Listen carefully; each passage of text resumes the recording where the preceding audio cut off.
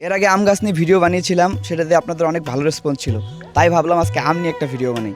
So আজকে শুক্রবার, আমি আছি আমার এলাকাতে এবং মাঠে এসেছিলাম খেলতে, আর সবাই ঠিক করলাম আজকে আমরা আম ভর্তা করবো। আর চল সবাই আম ভর্তা খাইতে যাই। আমের জন্য আমরা চলে আসছি আমের বাগানে আম চুরি করতে। চুরি না, অ্যাকচুয়ালি উইদাউট পারমিশনে আম চিরতেছি, যদিও এটা আমার মামার বাগান, পারমিশন আমি পরে নিয়ে নিব।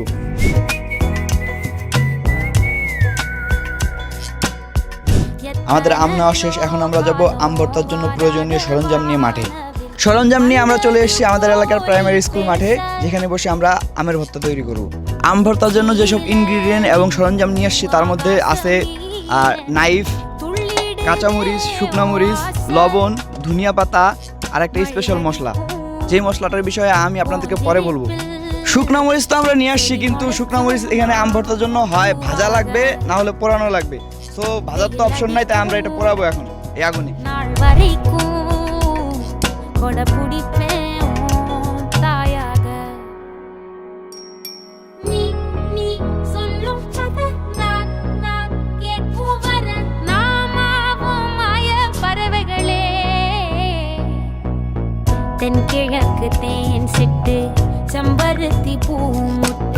আমাদের আম কাটা এবং ধোয়া শেষ, এবং মরিচ এবং ধনিয়া পাতা, তারপরে শুকনা মরিচ সব কিছু আমরা রেডি করছি। এখন আমরা আম ভর্তা তৈরি করব।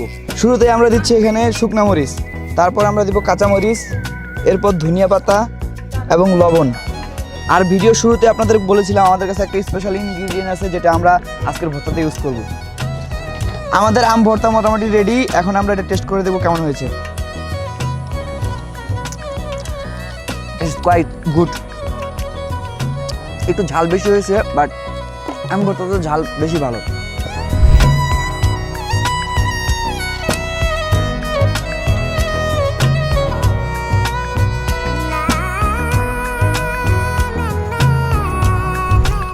আমাদের আম ভর্তা খাওয়া মোটামুটি শেষের দিকে, এখন আমরা সবার কাছে রিভিউ নিব আম ভর্তা কেমন হয়েছিল। কি রানওয়াল, কেমন লাগছে? আম ভর্তা পুরো ঝাক্কা, সেই আগুন। শ্রাবণ, সেই সেই কেমন লাগছে? একের কি তোরা লাইক এবার তোকে লাইক শেয়ার সাবস্ক্রাইব বলতে বলছি, বল কেমন লাগছে? ভালো। ঠিক আছে, ওকে। এই ছিল আজকে আমাদের আম ভর্তার ভিডিও। সো আজকে এই পর্যন্ত, দেখা হচ্ছে আগামী কোনো ভিডিওতে। ততক্ষণ পর্যন্ত সুস্থ থাকবেন, ভালো থাকবেন। Good bye everyone.